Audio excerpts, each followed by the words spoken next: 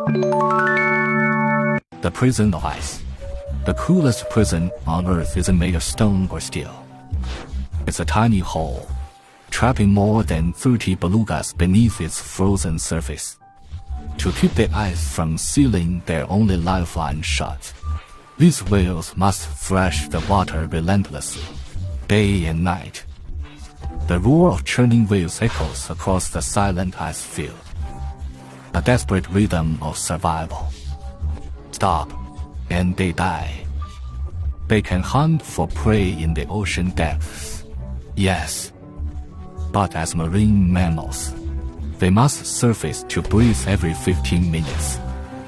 That vital gasp for air is now their deadliest shackle. Once free wanderers of the sea, they are now prisoners of the ice. At last, spring returns. The sun's warmth slits the long-frozen ice, carving a narrow passage through the white wasteland. The beluga leader senses the shift first. As the ice cracks and crumbles, it leaves its pod in a surge for freedom, breaking through the cage to chase the long-awaited sunlight. But they are far from safe. The broken ice floes drift on the current, melting, colliding, merging with the surrounding ice. The entire sea becomes a colossal, shifting maze. But the belugas have a secret weapon: high-frequency sonar. They emit these clicks and whistles to navigate the chaos, to find their way, and to locate loved ones lost amid the floating ice. During their escape, they spot a patch of open ice. Narwhals, their distant cousins of the deep, are there too. Two species that rarely cross paths, bound by the same icy prison. They linger for a moment, then part ways, and the belugas turn north, ready to begin a homeward journey of over 1,000 kilometers. After swimming hundreds of kilometers, they reach the edge of their homeland, the outer waters of Canadian territory. But here, a deadlier threat awaits. Killer whales, the beluga's greatest strength, their sonar communication system, now becomes a fatal flaw. Killer whales can decipher those signals with ease, picking up on every call. As they slip through the killer whale's territory, the belugas fall silent. They take each breath as softly as possible, barely rippling the sea surface. No clicks, no whistles, only touch. After 2 months of grueling travel, they finally reach familiar waters.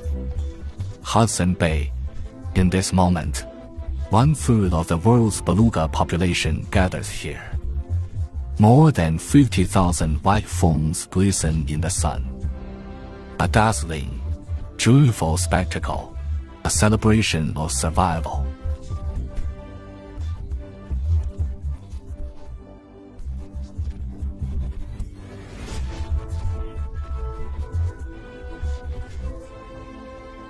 But danger is creeping closer still.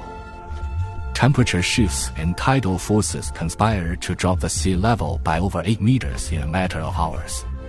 The belugas are running out of time. They must reach the Seal River.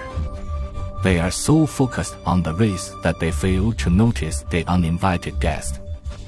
A polar bear, fresh out of hibernation, ravenous and relentless, has been lying in wait. Drawing on years of hunting wisdom, it has hidden itself along the beluga's path, watching the water with patience. Neither side detects the other. Then the bear strikes, leaping into the water with a thunderous splash.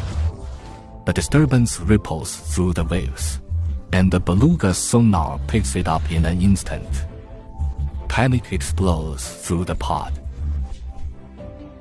Lucky for them, the polar bear is a slow swimmer. But in the chaos, a young calf is overcome with fear.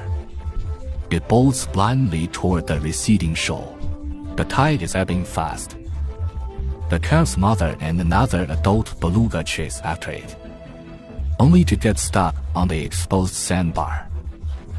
The mother hears her baby's calls growing fainter, more desperate, as the calf swims farther out.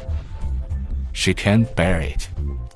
She thrashes her tail fin with all her strength, letting out a high-frequency wail. And then, a miracle. Fueled by maternal instinct, she breaks free from the shoal's grip. She doesn't pause to catch her breath. She swims straight for her calf, calling out again and again, each call a beacon in the cold, dark water. Finally, a response comes. A soft, trembling cry, faint but unbroken. Mother and calf follow the sound of each other's voices, drawing closer through the waves. The baby struggles to keep up, but it never stops swimming. They cannot speak, but they communicate through action. But not all are so lucky. The belugas stranded on the shoal have no escape. They become the polar bear's long-awaited feast,